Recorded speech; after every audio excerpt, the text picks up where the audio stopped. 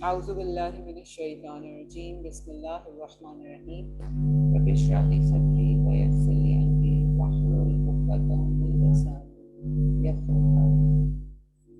First of all, I'm very grateful to Professor Mulazim Hussain Sahab and Professor Salma Gindi who invited me to talk on this very important topic on the management of COVID patients, how we have and what we have done over the last 1.5 years. It was a huge privilege for me when Professor Mulazim Sahab called me and asked me to share my experience at King Edward Medical University. My name is Professor Bilquis Shabbir, and I'm Chairperson, Department of Medicine and Professor East Medical Ward at King Edward Medical University, and I'm also member of the Corona Expert Advisory Group. So I'll start off with my presentation, and I'll start off, I hope everybody can see the presentation. So, as we have traveled through the epidemic, rather before I talk about the epidemic, I'd like to share a few pictures. These pictures are taken about middle of last year during summers when we held the conference of Pakistan Society of Internal Medicine at Azad Jammu. And these are the beautiful mountains, and we were less afflicted with COVID, and especially Azad Jammu and Kashmir at that time had a positivity rate of less than 0.5%. Today, according to the NCOC statistics, Azad Jammu and Kashmir is having a positivity rate of more than 23%. While Lahore has positivity rate of around ranging between 8 to 9%. And same is true for the other cities, especially Karachi, Rawalpindi, Peshawar, where almost all cities are depicting a range somewhere between 15 and 25. So we are in a very rampant state of affairs these days. Anyways, these pictures are always pleasant to the eyes, and they bring back very pleasant memories of Azad. I'll start off with this movie. I wonder how many of you have watched this movie, Contagion. This movie was made back in 2011 by an American director, Steven Soderbergh. In this movie, I watched in the year 2015 or 16, and I remember my first feeling was that it was a sort of, paranoia, all paranoia, and, how could this happen? It started off with this lady who contracted a viral infection through a hamburger. The hamburger was made of pig. The pig had come from a pig farm, and the pig farm had been infected by an accidental dropping of an infected banana from the grasp of a bat. And the infected bat had come from a forest in China, which had been bulldozed by the local authorities. So see the cycle: bulldozing of the forest, the bats getting aggressive, they're running away from the place from where their home was. It was bulldozed, so they had to move to another place. During this migration, they had this infection, and during this migration over the humanly populated areas, The infected fomite was a banana which fell on to the pig farm, eaten by the pig. The pig was, slaughtered. Hamburgers were sold, and this lady got the disease. This lady got the disease and transmitted to her son, and then this led to a huge epidemic and a pandemic. And it tells the story of how CDC traced the disease.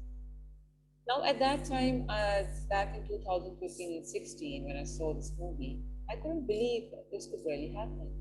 But actually, this is really what happened. And in fact, it was so much true that somebody said, especially for the students who are listening, somebody said that it must be,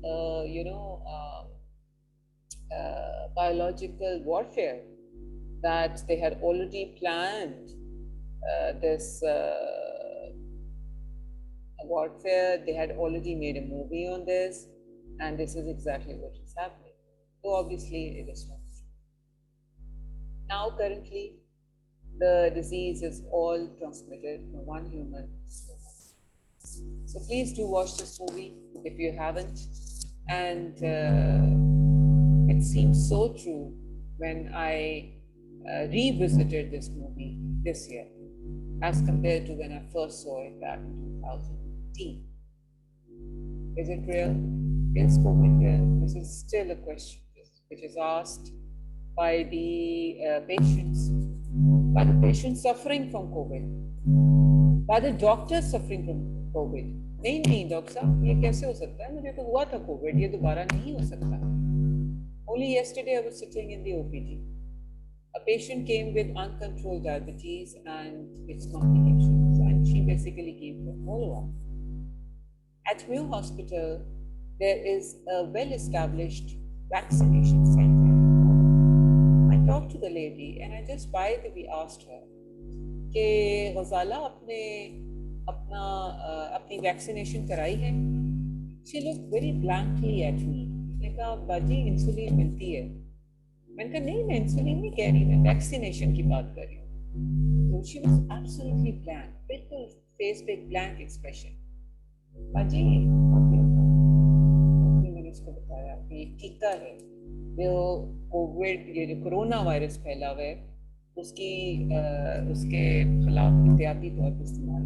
तो she looks at me and says कि बाजी ये corona कोई चीज़ नहीं.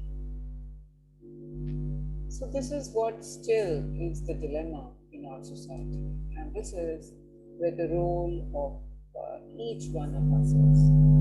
The role of the doctors, the paramedics, the students, the medical students as well as the other students, the educated society. Please get yourself tested if you have symptoms. Please isolate yourselves if you are exposed to somebody with symptoms or you yourself develop.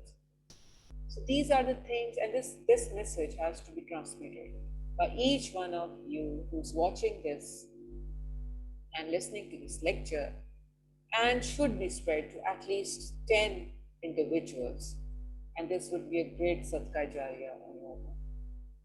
Going further, yes, the virus is there. This is the structure of the virus.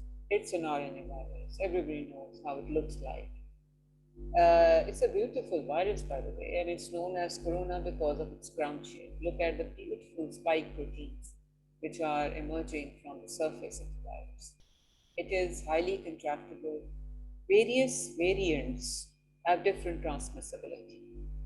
The UK variant, which was prevalent during the third wave, had a high transmissibility and was able to transmit from a distance to up to 4 feet as compared to the other variants, which may take up to 6 feet.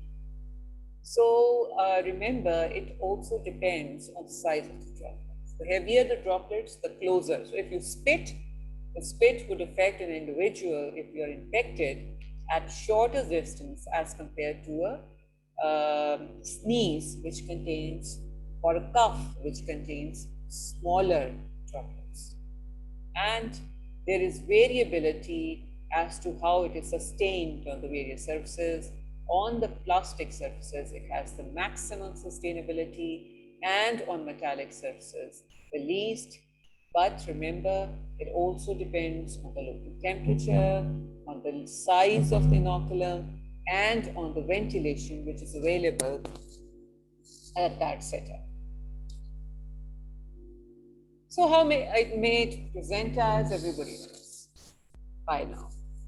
Fevers, aches, pains, headache, retroorbital pain, arthralgias, lethargy, flu-like symptoms, cough, breathlessness, anosmia, loss of taste, tinnitus, anything you can talk about.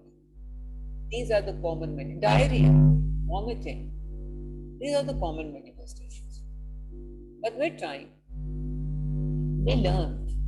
Initially, when it came in China, and China declared its epidemic back on the 26th of December 2019, it was declared as an ARDS, acute respiratory distress syndrome.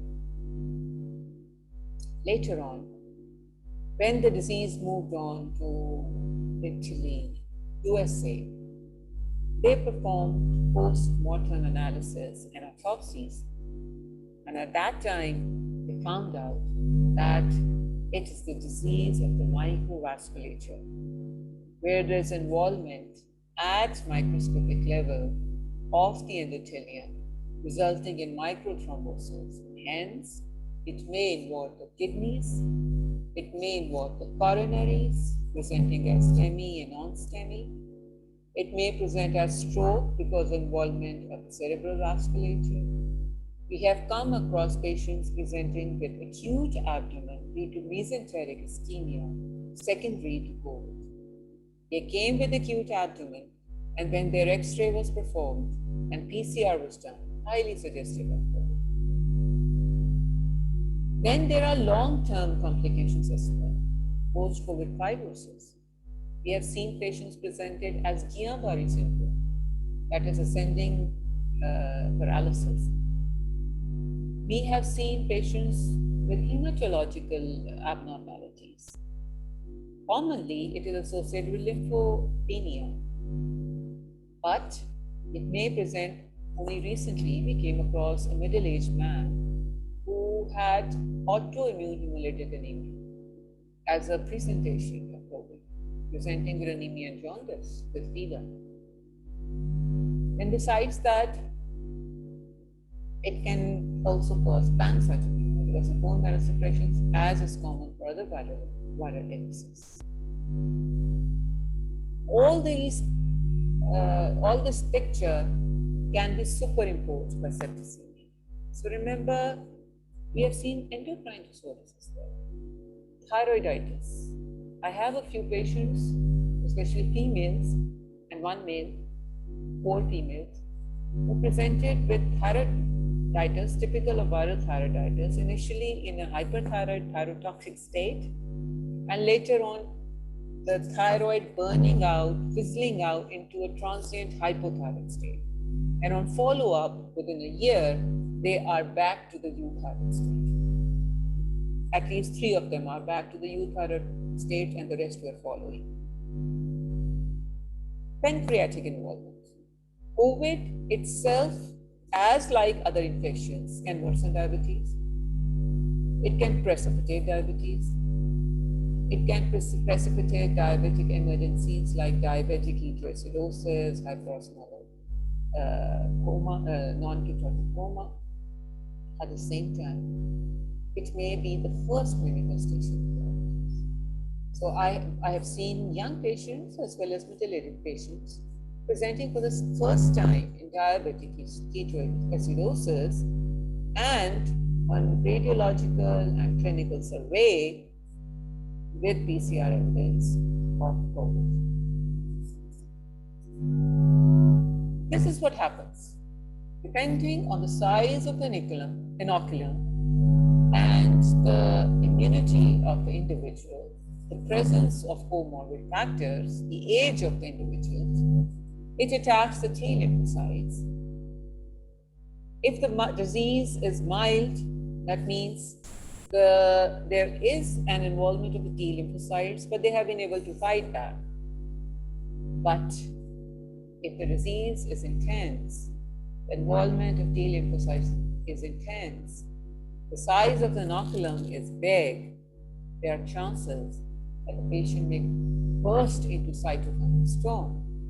And this happens when a number of T cells harbor the replicating virus, they burst open, there is release of cytokines, basically interleukin 6, tumor necrosis factor, and the other cytokines, and they act on the endothelium. There's damage of the endothelium, of the lining the alveolar sacs, resulting in ARDS, and as I said, of the microvasculature, resulting in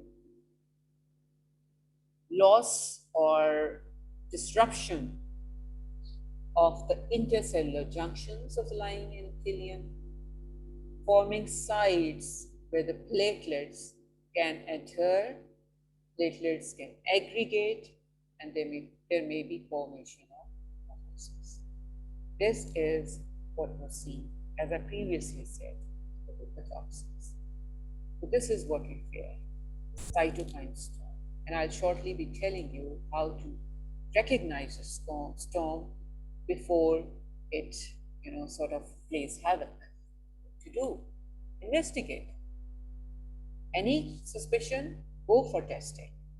Is testing the best sensitivity and specificity of the COVID swab is when it is correctly taken at the sample is correctly taken from the posterior pharyngeal wall. Best approach is through the nasal cavity, but for example, there's some contraindication due to local obstruction or pathology. It can also be taken through the mouth, but remember, it has to reach. Look at the swab; it has to reach the posterior pharyngeal wall. So, बड़ी दर्द होती है जब ये PCR की testing होती है, and that is a must in order for the sampling to be correct. But remember, this PCR is positive only in 60 to 65% of individuals.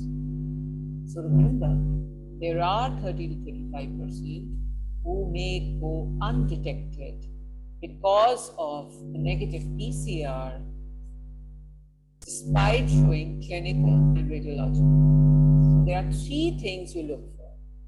One is the lab. Two is the clinical picture.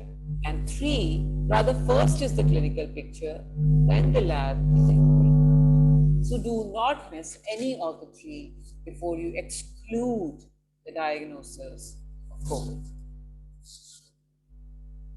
What tests to perform? I'm sorry, this is CBS written over here, it's CBC. CBC, number one, to exclude possible bacterial infections. Number two, to detect the level of leukopenia, which is a bad prognostic sign for COVID. CRP, serum ferritin, LDH, these are non-specific markers. And raised serum ferritin, raised D dimers, they carry a bad prognosis for patients with COVID. So please remember, these are important to be monitored. The only thing is the affordability. We have been very lucky as far as Punjab is concerned. These tests are available by the government of Punjab, totally free of cost, at King Edward Medical University, Mayo Hospital, and all the tertiary care hospitals, teaching hospitals of Punjab. So initially, I remember when we used to prescribe these tests, and they were to be done at least 48 hourly in the initial phase of the disease, every prescription and every visit would cost 4,000 to 6,000 for the individual, depending on the lab. And that is a huge cost. But now, at least in Punjab, they have been available by the government in the hospitals free of cost. How to rationalize their how to rationalize the carrying out these tests if the facility is not available free of cost and we are dealing with the poor strata of our society and community. Watch clinically, watch radiographically. This is what you can do. The moment we find that the patient's clinical condition is worsening, meaning the saturation is going below 93, the temperature is worsening or not getting within control, the respiratory rate is getting more than 20, the heart rate is getting more than 100, immediately go for these numbers and look out for worsening or appearance of radiological signs. D-dimers also indicates the hypercoagulable state, which I just talked about, and it indicates the use of anticoagulants, which I'll shortly be mentioning. Interleukin 6, it's a marker. It is done to detect the cytokine storm. So the rest of the tests, they indicate the cytokine storm if they are increasing, along with the clinical and the radiological picture. And if you are still in doubt, you can go for these interleukin 6 levels, and this is an indication for use of interleukin 6 inhibitors, which I'll shortly be talking about. This is an X-ray of a mild case of COVID. You can see bilateral soft hazy shadowing involving the left middle lower zone, right middle and lower zone. Going on, this is another picture of another individual, and you can see there is subpleural thickening as well and infiltration in the lower zones. I wish I could play this video, but I'm not able to do so. But these are CT scans. These are screenshots from video of a CT scan. On CT scan, there is a system which we use, that is the CORAD scoring. CORAD scoring ranges from 1 to 6. 1 is the least likely possibility of COVID, and 6 carries the maximum possibility. And this depends on the radiological picture on HRCT, high resolution CT scan. So here you can see the bilateral infiltration of multiple segments of both brains. The same patient at a lower down section, you can see tragic. The same patient, you can see these crazy paving pattern, consolidation, fibrotic lines. So this is how the radiograph. Based on the clinical, the biochemical, and the radiological parameters, the disease is divided into mild, moderate, and severe stage. So what is mild disease? Mild disease, when the vitals I just mentioned, BP, pulse, temperature, and respiratory rate are stable, and the patient is maintaining oxygen more than 93% at room air. So despite the whatever patient कह रहा है मुझे बहुत जिस्म में दर्द है, लेकिन अगर उसकी saturation ठीक है, उसके सर में बहुत दर्द है, लेकिन saturation ठीक है, it's not dyspneic, and these vital signs are within the acceptable range, is still in the moderate. What is moderate? Moderate is when the saturation starts dropping. At room air, where 93 is normal, it goes down to 90. Goes below 90, this is almost. If you have to give oxygen to maintain 93, this is the best stage. The X-ray findings, they have started to worsen. The clinical picture, the patient has become more dyspneic, more tachypneic. This is the model. And the severe is the patient is requiring at least 5 liters of oxygen to maintain a saturation above 90. If this requirement increases from 5 to more than 5, that means the patient is in a critical case. This is an X-ray of one of my patients. You can see infiltration, both sides. This patient did not survive. This is another patient and another patient, and so many. I have seen so many, huge collection. And tragically, many would not make it, and many would. What to do? This is what we have been doing. Which is, this is exactly what all of us have to do. At this point, I'll pay tribute to all the shuhada of the medical profession, the doctors, the nurses, the paramedical staff who lost their lives during the fight with COVID, and those who are listening to my lecture, consultants, specialists, nurses, young doctors, paramedics who have been attending to the patients and are able to listen to this presentation. I would call them all Ghazi. So salute to each and every one of you, and salute to everybody who has contributed in any way possible. This is a very important start, and I hope I'm able to magnify it. Yes, I talked about the various stages. What to do? Mild, severe, you need to give oxygen. Moderate, you may need to give oxygen. Right? I'll talk about the drugs first.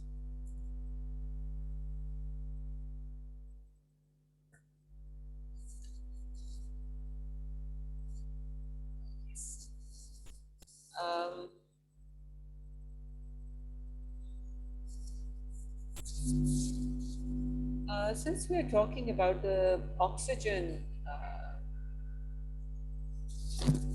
ventilation, I'd like to talk about the types of masks. One of the modalities we very commonly use is the nasal crop. I have not shown this in the picture. All right. It can deliver up to 50 liters of oxygen for many patients. That it causes rusting of the old nasal mucosa, and there are chances of bleed. And suppose you later on have to give the patient anticoagulants, or you have started the patient prophylactic aspirin, there are chances of bleed. So generally, we try to avoid the nasal forms. This is a simple face mask. This is the non-breathable. I think I cannot see the pointer. But anyways, this is the normal, the one you see on the up and the left side. Simple face mask. It can deliver up to 10 liters of oxygen. The non-rebreathable mask, not the partial rebreathable mask, is the one we use COVID, because we need a higher pressure. And this can deliver up to 10 to 15 liters of oxygen. This is a Venturi mask. Again, it can deliver 10 to 15 liters of oxygen. Now, talking about ventilation, I just talked about the critical stage. When these masks are not able to maintain the saturation, and this is very, very commonly come across scenario, what to do? I'm very proud of King Edward Medical University, where one of the faculty members, Professor Salman Ayaz, he formulated a device, and that device is non-invasive positive pressure ventilation, NIPPV, as opposed to invasive positive pressure ventilation, that is IPPV. All over the world, when we started having these critical patients, it was seen that COVID, the possibility of survival decreases after invasive ventilation. So it was a failure as compared to the other causes of ARDS. So what his concoction was, he took the CPAP mask and connected it to the ventilator. He put the ventilator on a positive pressure, and with this device, a patient is able to receive up to a high flow oxygen up to FiO2 of 100%. So this is a huge, I think, invention. It was tried out. We shared this experience in the Annals of King Edward Medical University. Professor Salman Ayaz published this article. And this experience was shared as we have alumni at UK, Kemka UK, and Kemkana, and USA. We shared this experience and they adopted this device. And their feedback was that they were having better results as compared to the invasive positive pressure ventilation. So this is something new in medicine, which COVID taught us, and it has helped us bring out patients out of ventilation. Alhamdulillah.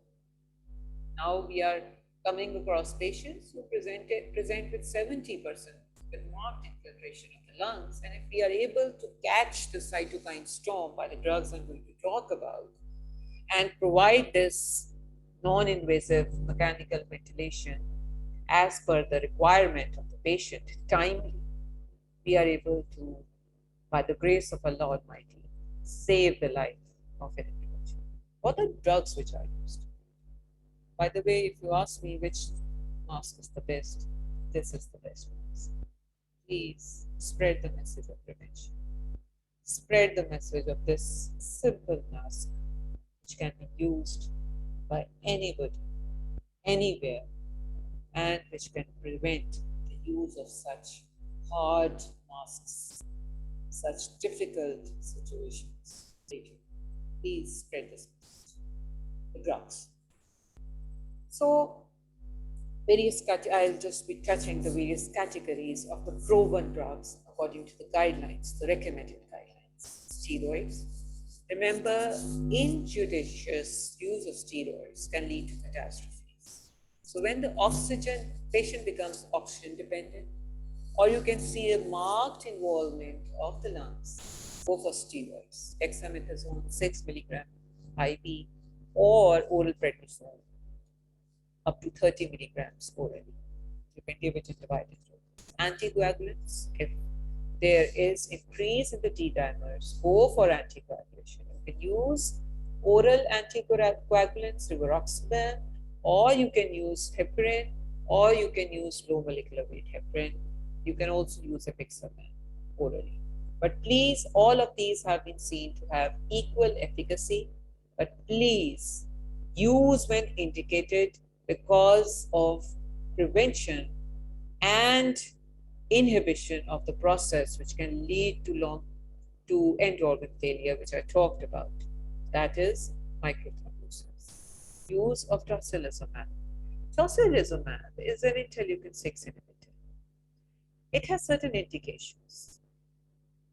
When the patient is showing clinical signs of entry into the CRS zone, marked reduction in the oxygen saturation, radiological worsening, and bilateral extensive involvement, and raised CRS markers, which I just talked about, namely CRP, interleukin 6, which is not commonly done, LDH, serum ferritin, D dimers, more than 2 to 3 times the normal value, go for tocilizumab if there is no contraindication.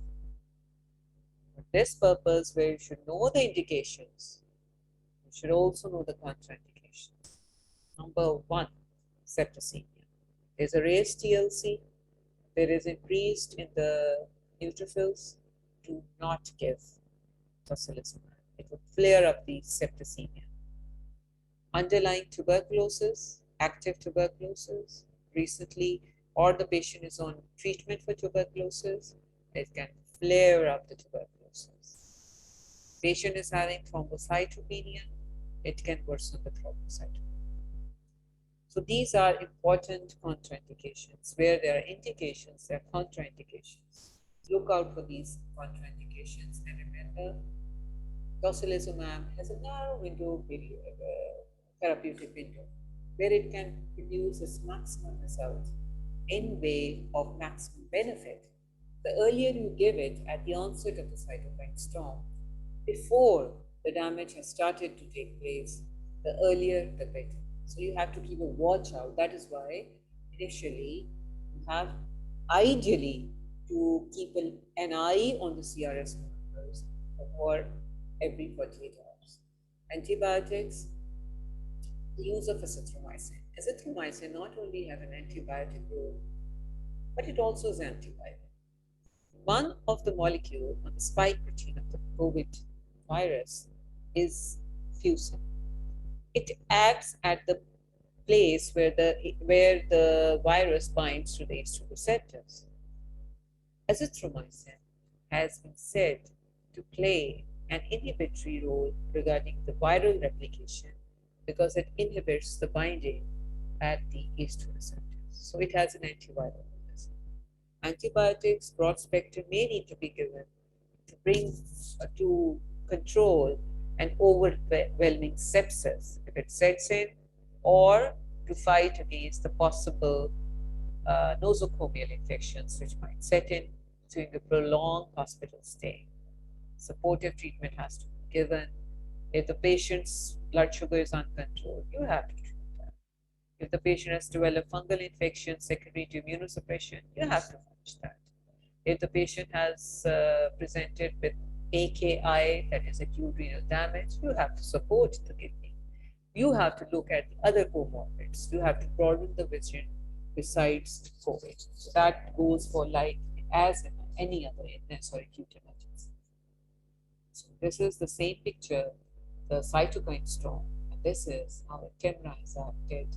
Actemra blocks the interleukin 6 at the receptor level. You can see the blue molecule is the interleukin 6, and Actemra has inhibited at the level of the receptors. This is a very sad. This is Khalid. I'll never forget this patient. He presented with COVID. COVID was well managed, but since he had been taking steroids at a very high dose by local GP, he developed uncontrolled diabetes, mucormycosis. You can see the right cheek, mucormycosis, proptosis, worsening. Look at his heart palate, this blackish necrotic spot. This patient passed away due to cavernous sinus thrombosis and extension of the cerebral venous sinus. I'll never forget how he deteriorated despite COVID being in control. Please watch out for injudicious use of steroids. This is a picture. The place is Anarkali Bazaar. If anyone of you, and you are most welcome to visit King Edward Medical University in Lahore, right next to the university. The university lies at Neelagombar, and right next is a bazaar, which is the Anarkali Bazaar. This is one of the major streets of the bazaar. Look, the government has played its role. You can see this big banner. They have told you the precautions, and look at what the people are actually doing. This lady is covering with a thin cloth, and this is basically, I think, because of the parda, not the awareness of COVID. In this, on this banner, they have mentioned social distancing. Look at the three people, the three guys who are walking on the left side, or rather the right side of the lady, how socially distant they are. Are they wearing masks? You can see a child in the background, a young boy. You can see wearing mask. He's accompanied by elders in the front, probably the mother with the brown, light brown dupatta, right? All of them are about this. This is where how ignorant we are as a society. This picture was very dull when I took it. I took it from the net, and it was rather shared on one of our WhatsApp groups. It was very dull, and I kept it because it dulls us out. All we are trying to achieve, it, if the awareness is not transmitted onto the general population, how would we be able to achieve herd immunity? Along with all these messages, we have the good news, good message of vaccination. Please convey, tell them this is not dangerous. Tell them it will not cause infertility. Tell them only Allah knows who will die after 2 years. Only Allah knows. This vaccine is as yet not proven to cause death. And then complications can occur even with a simple tablet of paracetamol. So every drug has a drug reaction. This is safe agent to be used. All of the doctors have used it. Encourage people to get vaccinated. I land over here. Allah Ta'ala ne firmaya. وَإِنَّ مَعَ الْعُسْرِ يُسْرًا إِنَّ مَعَ الْعُسْرِ يُسْرًا. So indeed, with hardship, there will be ease. And indeed, with every hardship, there will be ease. Inshallah Ta'ala. Inshallah Ta'ala, we have been able to fight this previously by the grace of Allah Almighty. And inshallah Ta'ala, we'll be able to win over this war against this virus.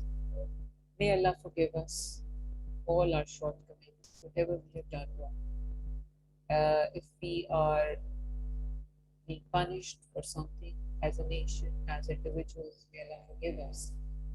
And may Allah help us in spreading this message to more and more people, to make them more and more aware, and to make them more and more knowledgeable. Thank you so much. Thank you again, Professor Bilquis Shabbir and Professor Salma Hindi for inviting. Jazakallah.